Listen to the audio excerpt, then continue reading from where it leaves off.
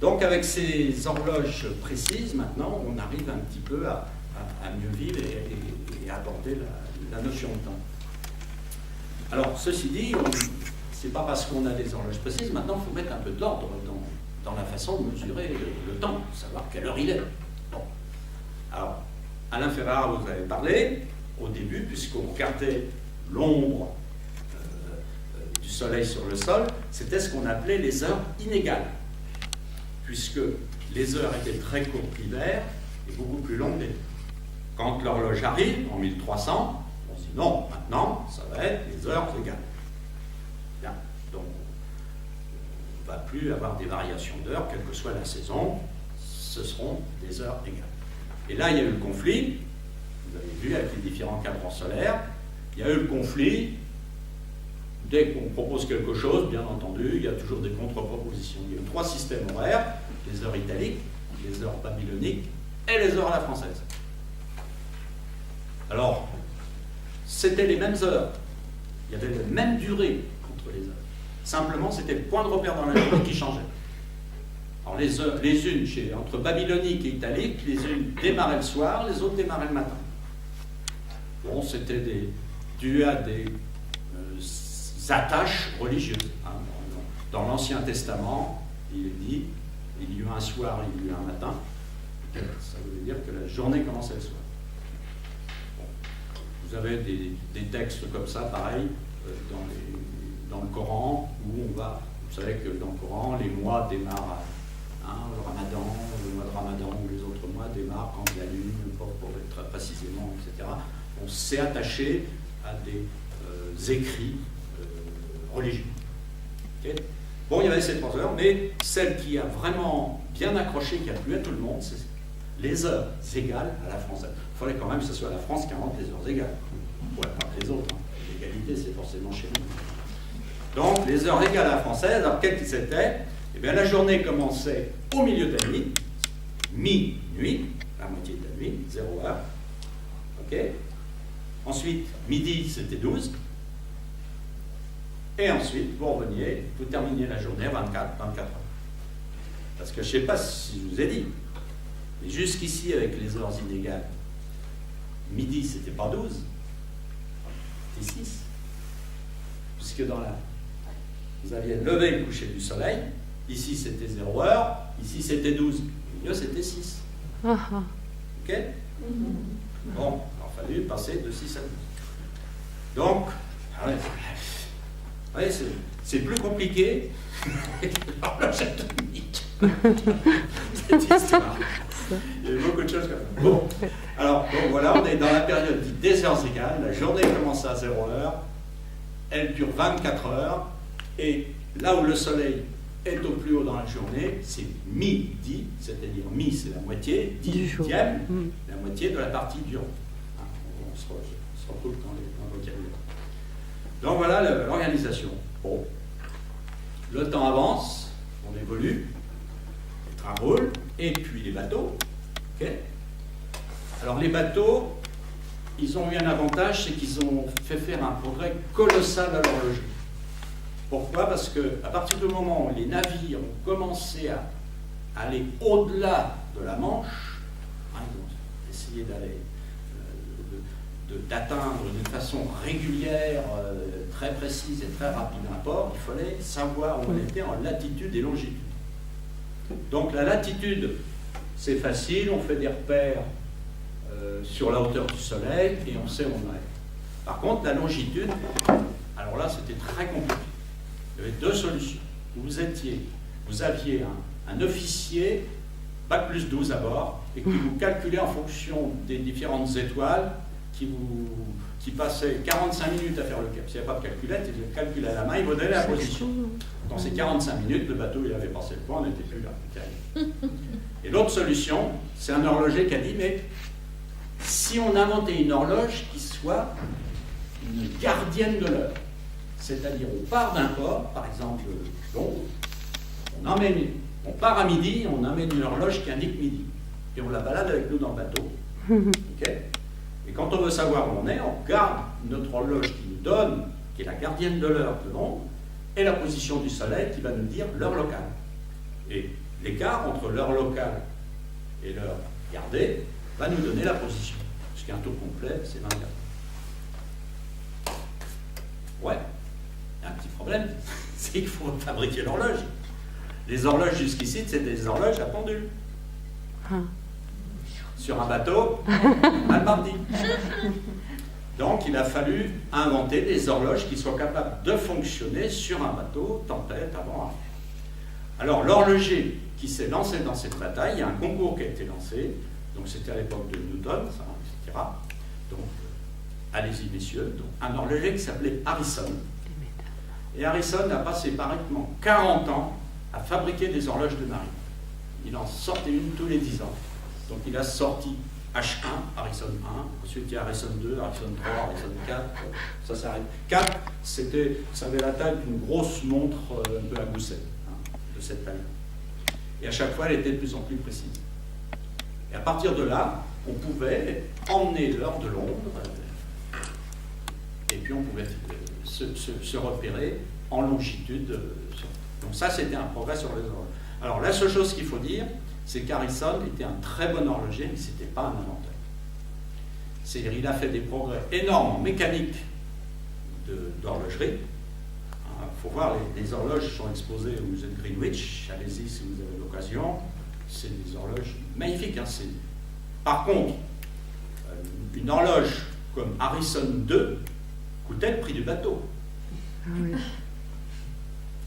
C'est-à-dire qu'il fallait réfléchir avant d'embarquer. Ou je mets une horloge qui coûte le prix du bateau, ou j'embauche un officier, bac plus 12, qui va me faire les calculs français. Bon, il y avait des dilemmes, en fonction de la taille du bateau, et les choix. Enfin bref, il a fait faire des progrès, mais il n'a pas inventé vraiment les grandes inventions de l'horloge. En particulier l'échappement à encre, il a un peu échappé. Il y avait un échappement à sauterelle, qui ressemble un petit peu, mais ce n'était pas tout à fait l'échappement à encre. Ça, c'est un autre Anglais qui a inventé ça vers 1670. Ensuite, ça a été amélioré. L'échappement à encre sans recul, parce qu'il faut l'économiser bien, il ne faut pas que l'engrenage, il avançait un petit peu, tac, tac. Mais il y avait un petit mouvement de recul. Ah, non, il fallait supprimer le mouvement de recul. Bon. Et puis après, une fois qu'il y a eu ça, on a commencé à monter le système des échappements avec des disques, des barillet, etc. Donc c'est le début des montres modernes où là on n'était plus tributaire de la pesanteur. Alors il faut dire une chose, c'est que dans les premières horloges, les horloges à folio, je vous ai dit, il fallait énormément d'énergie. Donc pour que ça marche, il fallait que le balancier il fasse un mouvement épouvantable. Il balançait, il avait des amplitudes colossales. Et quand vous prenez un pendule et que vous le faites osciller avec de grandes amplitudes, il n'est pas régulier. Pour qu'un balancier batte à un rythme régulier, il faut que les amplitudes soient petites. Ça, c'est Galilée qui l'a découvert. On dit qu'il a découvert ça dans l'église de Pise, en voyant un lustre qui pendait au bout d'un long câble. Il s'est aperçu que quand le lustre oscillait à une petite amplitude, les amplitudes étaient régulières. Alors que les grandes amplitudes, elles ne sont pas régulières. Ça peut aller du simple au triple. Donc c'est important quand même ça. Alors par contre, il y a des physiciens qui ont inventé des pendules à grande amplitude. Par exemple, Huygens a inventé un pendule qu'on a appelé le pendule cycloïdal. Alors dans un pendule normal, vous avez il est attaché comme ça, il y a un point d'accroche, et il oscille, donc il parcourt, le parcours de la masse du pendule, c'est un cercle, une portion de cercle. S'il y a une petite amplitude, il est régulier, s'il y en a une grande, c'est pas régulier. Pourquoi? Parce qu'ici, il perd du temps. Donc il faudrait qu'il soit plus court. Quand il est en haut, il faudrait qu'il soit plus court. Donc Huygens a dit, on va faire un balancier qui, au fur et à mesure qu'il monte, va se raccourcir. Alors comment il a fait ça? Donc il a mis un balancier, il a mis des joues mécaniques, il y avait des joues sur le côté, et donc bon, c'est plus facile quand il y a une petite animation. Donc vous voyez la corde, quand elle monte, tac, elle vient se heurter et elle se raccourcit. Et à ce moment-là, il avait inventé des balanciers grande amplitude régulier. Ça a un petit peu amené de la survie aux horloges à folio. Les horloges à folio, au lieu d'avoir le truc qui oscille comme ça, ils ont mis un pendule à grande amplitude, mais avec des joues. Et quand on a inventé l'échappement à encre, les Anglais en un, à ce moment-là, on a pu utiliser des pendules à petites oscillations, pas chères. Voilà comment c'est fait un petit peu le progrès à cette époque de l'horloge. Bon, alors on en est où? Ben, on commence à naviguer, on a des horloges quand même pour savoir où on est en mer, mais quand on part d'Angleterre, qu'on arrive aux États-Unis, quelle heure est-il, hein? Quelle heure est-il, docteur? C'était pas simple, parce qu'il y avait le problème des heures au sein d'un pays, c'était compliqué, mais le problème entre pays, ça devenait plus compliqué. Alors il y avait déjà les deux premiers de la classe, vous avez connu, la France et l'Angleterre, qui avaient vu le problème et qui n'arrivaient pas à se mettre d'accord. Alors bon, c'était des chamailleries de premier de la classe. Bon, alors, on va prendre comme référence, déjà il nous faut une référence. On va prendre un méridien de référence. Alors, les Français, bien entendu, c'était le méridien de Paris. Les Anglais, c'était le méridien de Greenwich. Bon, on s'est dit, on va se mettre d'accord. On va mettre un méridien, un endroit où il n'y a ni la France ni l'Angleterre. Vous avez choisi une petite île au milieu de l'Atlantique. Enfin, bon, ça allait.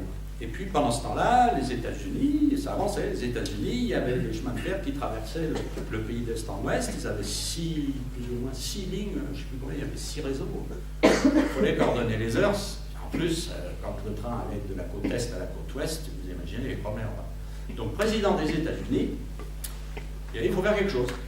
Comme les Français et les Anglais, ils se bataillaient dans leur petit coin, il a dit, bon, on va faire une réunion internationale à Washington. En 1884, vous êtes tous convoqués là. On va convoquer les pays, une vingtaine de pays qui sont concernés par ces problèmes horaires. On va vous mettre là et vous ne sortirez que quand vous aurez pondu quelque chose qui marche. Donc 1884, la première conférence de Washington où il a fallu faire le ménage dans l'heure. Alors c'est de là que sont sorties les grandes idées. Donc, une heure, un méridien de référence pour l'ensemble de la planète. Donc, jusqu'ici, on avait le temps moyen de la capitale en France comme référence, mais bon, maintenant, il faut une référence à l'échelle mondiale. Donc, on décide de prendre le méridien de Greenwich. Alors ça s'est marchandé. C'était, vous savez, il a fallu... les Français ont accepté le méridien de Greenwich à condition que les Anglais acceptent le système métrique. Je ne sais pas si on était gagnant sur cette affaire-là, mais... Enfin, méridien de Greenwich. Et puis après, eh bien, comment va-t-on faire pour distribuer l'heure? Alors c'est là où la deuxième notion qui est apparue, c'est la notion de fuseau horaire. Notion de fuseau horaire. Alors pour les petits pays, la notion de fuseau était simple, comme pour la France et l'Angleterre. Bon, c'est vrai que Brest et Chamonix ne sont pas tout à fait à la même heure solaire, mais bon, s'il y a une heure d'écart, c'est pas mortel, quoi. Par contre, les États-Unis, là où il peut y avoir 7 heures de décalage en Corrèze, alors donc, ils ont découpé les fuseaux d'une largeur raisonnable pour que quelqu'un qui est dans le même fuseau puisse vivre avec des écarts entre l'Est et l'Ouest. Et puis après, à charge pour les pays de choisir quel système ils voulaient. Alors les États-Unis ont découpé leur pays en plusieurs fuseaux. Okay. Nous, la France, pas de problème, l'Angleterre, pas de problème. La Russie, elle a découpé aussi en petits morceaux. Par contre, la Chine, c'est un seul et même fuseau. Et ça, c'est des problèmes de société. Alors, ça, c'est en 1884, où on décide qu'il faudra des fuseaux et un méridien de référence. Mais l'application, c'est comme les lois chez nous. Elles sont votées par le Parlement, mais avant d'être appliquées, il s'écoule pas mal des fois d'années. Donc là, c'est unique en France. Vraiment, ce qui a été décidé à la conférence de Washington de 1884 n'a été véritablement appliqué qu'en 1911. C'est en 1911, alors là, ça a été le grand ménage. 1911, on a commencé par virer l'heure de Rouen. Ok. Ensuite, on a décidé enfin on l'avait décidé avant, donc de se référencer au méridien de Greenwich, bon, ça faisait partie des accords. Et puis ensuite, il a fallu appliquer aussi la découpe de la journée. Alors la découpe de la journée, c'était un petit peu les heures à la française. C'est-à-dire, la règle, c'est une journée fait 24 heures, parce qu'avant, on disait quand même une journée, c'est 24 heures, mais c'est 2 fois 12. Il y a les 12 heures diurnes et les 12 heures nocturnes. Souvenez-vous, c'est encore dans nos traditions. Hein, vous dites qu'il est 2 heures de l'après-midi, alors qu'il est 14 heures. Okay. Donc c'est en 1911, on a dit, cette fois, on ne parle plus d'heure du matin et d'heure de l'après-midi, on parle en heure. Et les heures sont comptées de 0 à 24. Hein. Alors si vous prenez des affiches, très faciles, à côté de Juvisy, par exemple, je vous donne un exemple, il y a Viry-Châtillon. Viry-Châtillon, c'était le premier aéroport, hein, aérodrome où les faucheurs de Marguerite venaient s'entraîner sur la partie Viry, comment ça s'appelle, Viry Aviation, etc. Il y avait un petit terrain le long du RER. Et donc il y a eu en 1909 ou 10 un grand meeting. On a invité tout le monde à venir au meeting, voir les ténors de l'aviation, voler, faire des cascades, etc. Donc il y avait une affiche, vous pourrez voir cette affiche, et le rendez-vous, c'était à 3 heures de l'après-midi. On aurait attendu une année de plus, on aurait indiqué 15 heures. Et regardez ces affiches, il y en a qui ont conservé, qui ont reproduit ces affiches, vous verrez, c'est les heures d'après-midi. Alors ceci dit, ça a été un événement exceptionnel. Hein. Les trains étaient bondés, ils ne roulaient plus, c'était bloqué, les gens étaient séquestrés dans les wagons qui n'avançaient plus. Enfin, c'est dans l'histoire, souvent, voilà, c'est un épisode des gens. Il y a des gens qui n'arrivaient pas à arriver à Viry, ils sont descendus à Choisy-le-Roi, voilà, regarde sur le RER, ils ont fait Choisy-le-Roi, Viry-Châtillon à pied, les trains étaient bloqués tellement d'événements. Donc c'était vraiment des événements exceptionnels. Bon, ça c'est une petite parenthèse. Donc voilà, 1911. On a enfin un système horaire. Alors il y a eu des petits aménagements. Par exemple, là on pensait au train. Quand on parle départ du train ou arrivée du train, on ne dit pas la même chose. Et ça c'est conservé. Maintenant, vous n'en rendez pas compte, mais si un train part à minuit, on va dire qu'il part à 0 heure. Mais si un train arrive à minuit, on dit qu'il arrive à 24 heures. Les heures de départ, c'est 0 heure. Les heures d'arrivée, c'est 24. Et la journée fait 24 heures et on compte de 0 à 24. Alors, ceci dit, il y a une période intermédiaire quand même qui s'est située, puisque la conférence de Washington, c'était 1884. L'application complète, c'était 1911. Mais il y a eu 1891, c'est 91 ou 80, non c'est 91 puisque c'est après Washington, on est passé par une phase intermédiaire où on a décrété quand même une heure légale en France. C'était le temps moyen de la capitale. Parce que jusqu'ici, il y avait le temps moyen chaque ville avait son temps moyen. Hein. Souvenez-vous du voyageur qui était à Nantes, hein, il avait le temps moyen de Nantes, le temps moyen de Paris, l'heure de Nantes. Donc c'est en 1891, hein. C'est pas Henri IV, hein. C'est 1891 où enfin toute la France était à la même heure. C'est pas si vieux que ça. Hein. Impressionnant. Bon, voilà, on est en 1911, donc après il va y avoir les guerres, la technologie, et donc à partir, grosso modo, de 1930, vont commencer à apparaître d'autres systèmes d'horlogerie, les horloges électriques, après 1950, 60, etc. Il y a eu une période des horloges quartz, et puis maintenant on a les horloges atomiques, etc. Et puis toute l'organisation de l'heure atomique, bon, on ne parlera pas ce soir parce que c'est un petit peu long, sauf s'il y a des questions. Il faut un débat complet là-dessus si on veut comprendre un peu le mécanisme. Et voilà un petit peu toute cette période, je dirais, compliquée d'établissement de l'heure. Alors ceci dit, bon, il y a un vocabulaire qu'il faut bien voir, c'est-à-dire En France, autant on est compliqué dans certains cas, autant on n'est pas, comment je veux dire, précis sur certaines choses. Par exemple, le mot heure, il est ambigu. Il va indiquer un temps et une durée. Quelle heure est-il? On parle de l'instant. Par contre, il faut combien de temps pour aller à Orléans? Il faut 1 heure. Ça, c'est la durée. On a le même mot, même chose pour le temps. Les Anglais font la différence. Quand ils parlent de durée, ils parlent d'hour, heure, et quand ils parlent de l'instant, ils parlent de clock. 7 o'clock. Donc il n'y a pas de confusion avec ce mot. Qu'est-ce qu'il y a d'autre encore qu'on peut dire sur l'heure à préciser dans le domaine? C'est bien. Le thé dure 1 heure. Bon, alors, un petit mot sur la précision des horloges. Alors, je vous ai dit, à l'époque de l'apparition de la première horloge à folio, vers 1300, c'était 1/4 d'heure, plus ou moins, par heure. On en est arrivé maintenant, avec les horloges de maintenant. Alors les noms sont un petit peu tarabiscotés, enfin ils ne sont pas très renseignés, parce que l'horloge atomique existe depuis 1950, et maintenant on dit toujours horloge atomique, mais elle ne ressemble plus beaucoup à l'horloge de 1950. C'est des combinaisons de laser, etc., etc. Mais on arrive à des précisions où, avec ce type d'horloge d'aujourd'hui, il y a une horloge qui a été présentée en 2010, on arrive à avoir la précision pratiquement de quelques secondes sur la durée de vie de la Terre.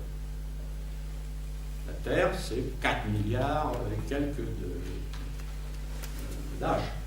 Donc vous avez quelques secondes.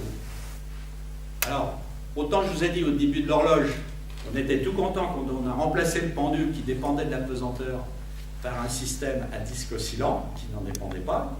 Donc on pouvait avoir l'heure, on pouvait emmener l'heure en haut, en bas, sans problème. Et bien maintenant, on retrouve le même problème avec l'horloge atomique. Pourquoi? Parce que l'horloge étant très précise, elle met en évidence les lois d'Einstein. Pourquoi? Dans la théorie d'Einstein, il y a 2 principes, il y a 2 démonstrations. Il y a la première qui dit que le temps varie avec la vitesse, et ensuite, dans la relativité générale, le temps est déformé par les masses. Alors ça veut dire que quand vous avez une horloge très précise, vous la mettez sur le sol ici, elle vous donne 1 heure, vous la mettez sur la chaise, elle est déjà décalée.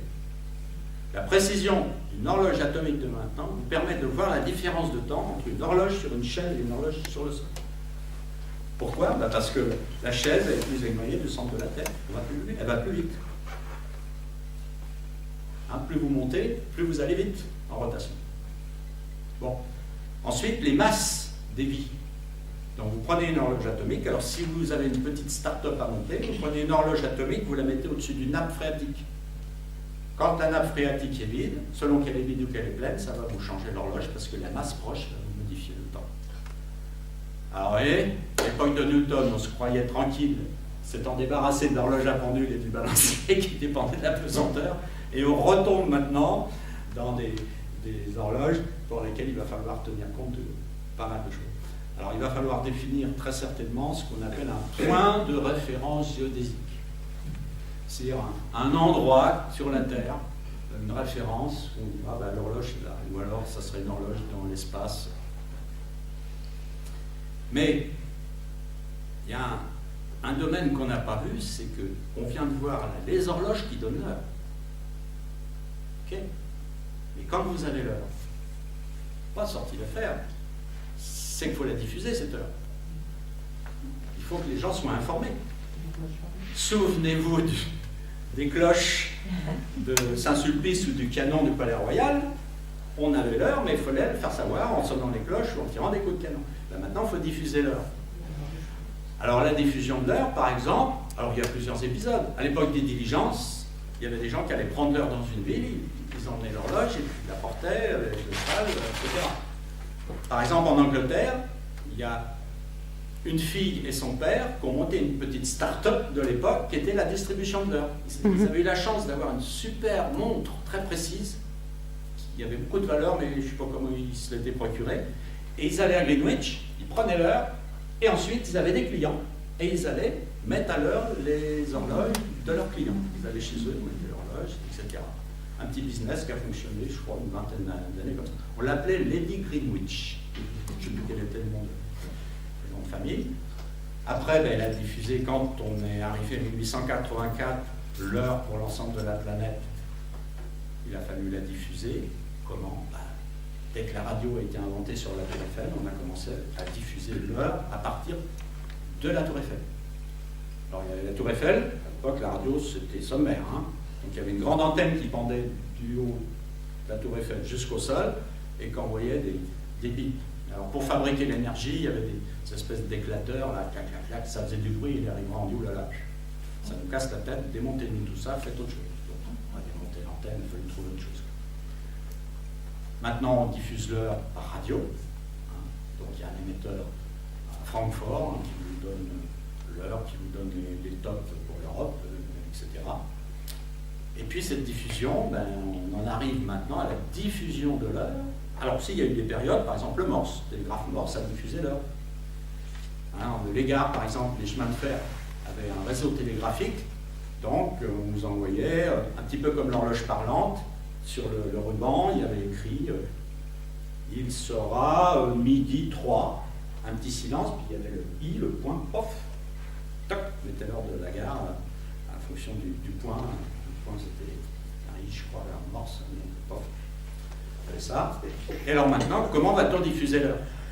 Mais comme l'heure est de plus en plus précise, actuellement l'heure vient, vous avez les transferts d'heures atomiques se font entre la Terre et des satellites GPS. Mais il faut un certain temps pour transférer l'heure du satellite sur le sol. Bon, on va dire, on connaît la distance, ah oui, mais l'onde transmet le message. C'est une onde radio électromagnétique qui dépend de la qualité de l'atmosphère. C'est qu'une onde ne va pas à la même vitesse dans le verre, dans l'eau, dans l'air et dans le vide. Donc quand vous avez un top sonore qui part d'un satellite qui vient sur Terre, il faut connaître les conditions météo. Donc quand vous voulez calculer une heure très précise, il va falloir déterminer à l'avance quelles sont les perturbations météo. Il y a au moins une cinquantaine, si ce n'est pas 100, de facteurs à prendre en compte qui entrent dans le calcul de la correction. En plus des corrections traditionnelles, je dirais, de relativité générale et de relativité restreinte. Oui. Donc, il n'est pas sorti de l'auberge.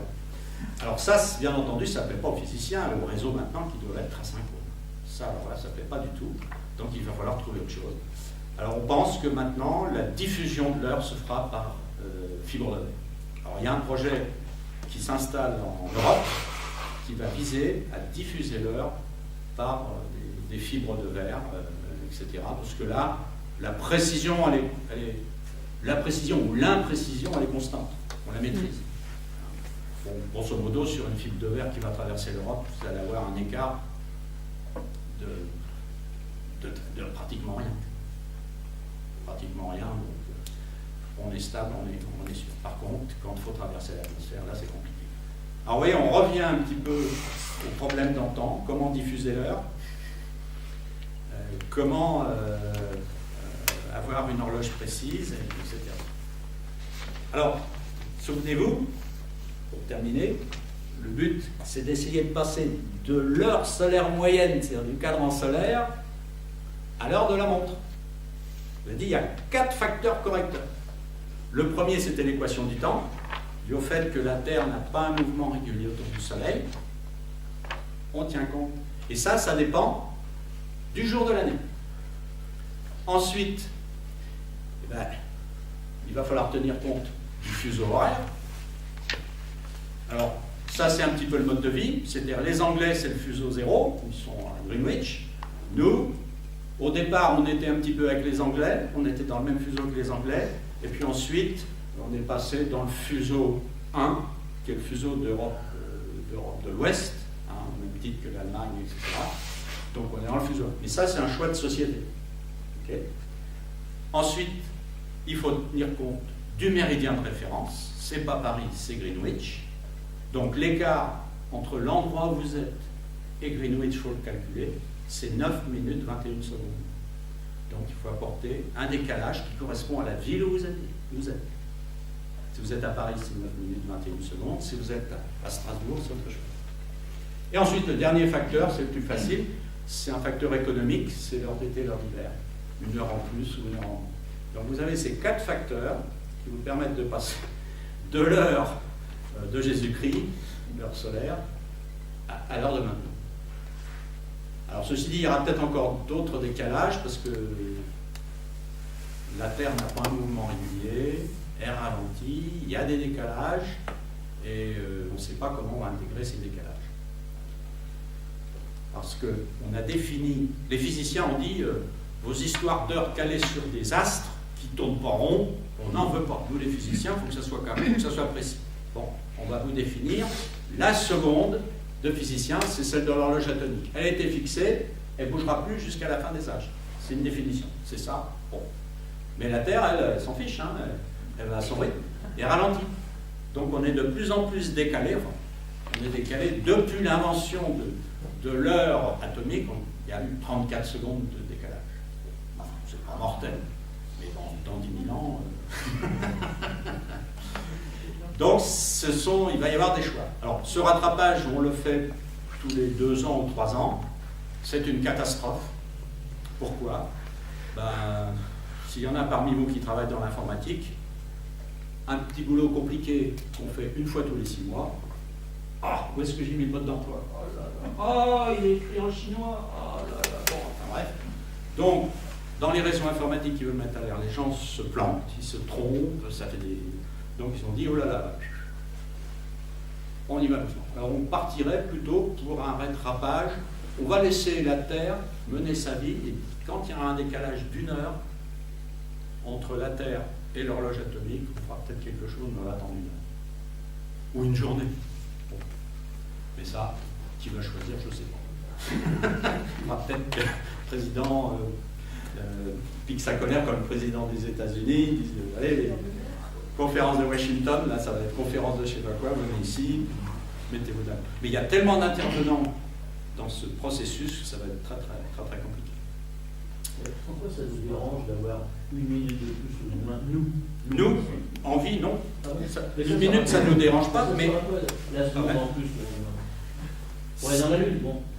Alors, je vais quand même vous donner un truc. Je vous ai dit, moi j'avais travaillé dans les télécoms, et donc dans les années 70, la France a inventé le téléphone numérique. C'est-à-dire le téléphone de grand-papa, etc., c'était fini. On découpe la parole en petit échantillon. Donc il y a une horloge qui la découpe à un rythme. On numérise tout ça, c'est des bits, des 0 et des 1. On transmet ça dans le fil, et à l'autre bout, où il y a l'autre abonné, on recompose, on colle les bouts. Il faut que l'horloge de départ et l'horloge d'arrivée battent le même rythme. Alors maintenant c'est facile parce que la France a été équipée, il a fallu une dizaine d'années pour s'équiper, vous êtes dans tout numérique de Brest à Chambéry. Mais il y a une période dans les années intermédiaires, les années 75 ou 80, vous aviez un central numérique en Bretagne parce que tout est parti de Pleuron-Bordeaux, de Lannion en Bretagne, donc ça s'est équipé un peu comme ça, et au milieu de la France, il n'y avait plus de numérique. Donc l'horloge qui était là, l'horloge qui était là-bas, elles n'avaient pas forcément le même rythme. Alors, quand vous parlez, ça ne vous gêne pas. Quand vous transmettez une image, paf, il y a un petit décalage. Alors vous preniez une feuille blanche, vous mettiez une diagonale et vous la transmettiez par télécopie. Elle arrivait, tac, la ligne était cassée. Donc si c'était une photo, bon, la photo, vous pouvez avoir des yeux décalés. Hein. Donc il a fallu caler ces centraux téléphoniques. Au départ, y arriver, il a fallu les caler sur une horloge unique. C'était une horloge atomique qui donnait le rythme au point de départ et au point d'arrivée. Maintenant, c'est du tout numérique de bout en bout. Hein. Donc les horloges se transmettent de machine à machine, il n'y a plus trop de dérapage.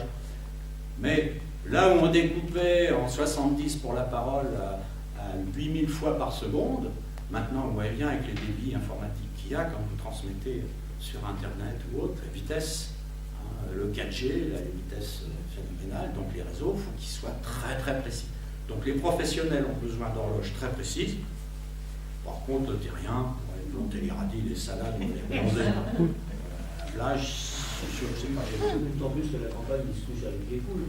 Voilà. Alors par contre, il y a quand même un petit truc c'est quand même pas mal de revenir aux sources et de regarder leur solaire vrai. Pourquoi? Parce que souvent, quand vous êtes en vacances, vous voyez des mères très attentionnées qui s'occupent bien de leurs petits-enfants. Ah, nous sommes à la plage, le soleil est au plus fort, on ne va pas au soleil. On se met à l'ombre et on sortira quand le soleil sera un petit peu doux, puis on est pas mal, etc. Le problème, c'est qu'il y a des périodes dans l'année entre le solaire vrai, là où le soleil vraiment tape, et l'heure locale qu'on regarde sur la montre, il peut y avoir 2 heures. C'est-à-dire que c'est pas à midi que le soleil est au plus haut. C'est un autre moment. Et à ce moment-là, c'est à ce moment-là qu'il ne faut pas être sur la plage. Donc oui, bon, ça peut nous toucher un peu quand même, tous ces problèmes d'horaire, ça nous touche quand même dans... Mais bon, les 34 secondes, c'est sûr que ça ne dérange que les professionnels. Mais supposons qu'on se retrouve dans quelques milliers d'années, s'il y avait plusieurs heures de décalage... Mais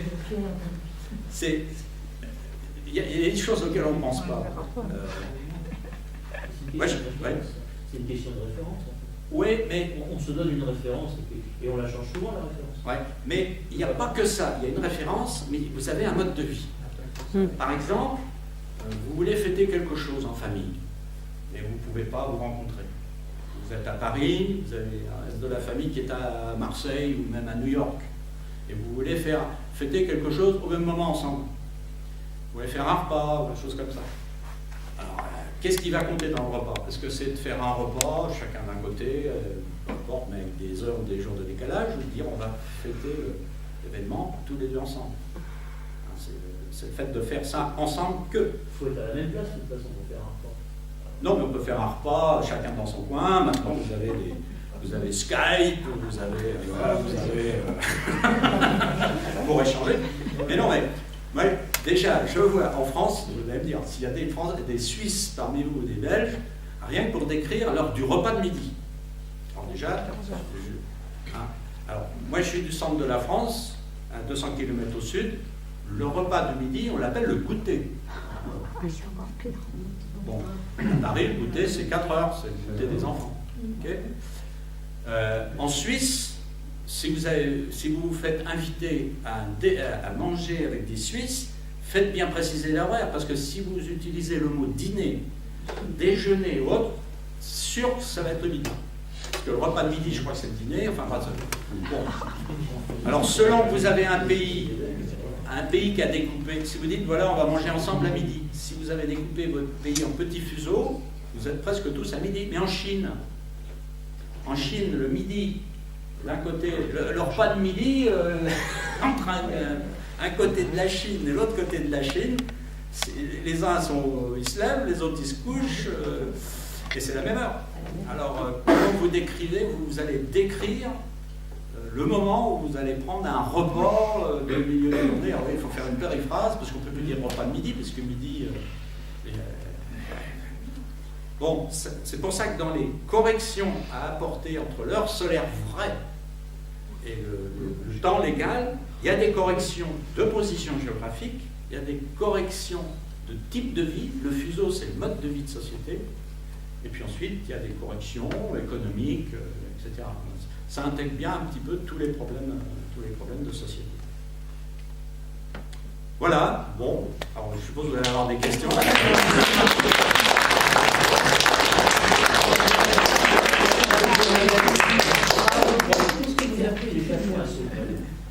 Oh, ça ressemble un petit peu à... Bon, faudrait... C'est pas dans le plan de la route, c'est perpendiculaire. Ça ressemble un petit peu à ce qu'on appelle l'échappement à encre, mais c'était pas une encre, ça n'avait pas la forme d'une encre. Ça avait une forme un petit peu de trombone, enfin bon. Mais l'horloge qu'a fabriquée, il faut les voir, c'est extraordinaire. L'horloge de Harrison, les engrenages étaient en bois. C'était en bois gras. Pourquoi? Parce que il se lubrifiait tout seul, il n'y avait pas de besoin. Parce que rajouter de l'huile, ça modifie pas mal de choses. Dans les horloges, on ne met pas d'huile, sauf sur les petits pignons, sur les axes, on ne met pas sur les engrenages. Et donc, pour que les engrenages se meuvent librement, il utilisait Harrison, pas dans les dernières horloges. Il avait des engrenages en bois grand, etc. C'est lui qui a inventé les pivots diamants. C'est-à-dire que l'axe de l'engrenage, qui est métallique, ne tourne pas dans un trou métallique. Il y a une pièce, un petit morceau de diamant avec un trou, et l'axe métallique vient reposer sur le diamant pour que le frottement soit bien très très doux et pas de frottement. Par contre, quand on a inventé les montres, enfin les horloges à gousset, ou les montres où c'est un disque qui tourne avec un ressort de rappel, il a fallu inventer beaucoup de choses parce que dans la pesanteur ne change pas dans la journée. Elle change avec l'altitude, mais pas dans la journée. Mais quand vous remontez une horloge qui a un ressort mécanique, le ressort il n'a plus la même énergie en fin de course et en début d'heure. Soit vous remontez régulièrement, soit vous compensez. Alors il y avait des compensations, il y avait des barilles à cône, c'est-à-dire qu'au fur et à mesure que le ressort se détendait, on jouait sur le diamètre des pignons. Un petit peu, je dirais, comme sur les vélos, vous changez de vitesse, quoi. Vous changez de vitesse pour que la force soit plus ou moins constante. Et ça, bon, tout ça, c'est l'histoire de l'horlogerie. C'est beaucoup plus parlant quand on le voit, quand on voit les mécaniques. Alors ça, c'est l'histoire de l'heure, c'est l'heure, avec dérivés de secondes. Les minutes et les secondes. Les secondes? Oui, les minutes. Alors, comment on a choisi? Au fur et à mesure qu'elle est... À quel moment? Alors, disons, le premier choix qui a été eu, c'était le 12. Pourquoi 12? Alors ça, c'est une question qu'on se pose, mais Alain Ferreira en parlera certainement.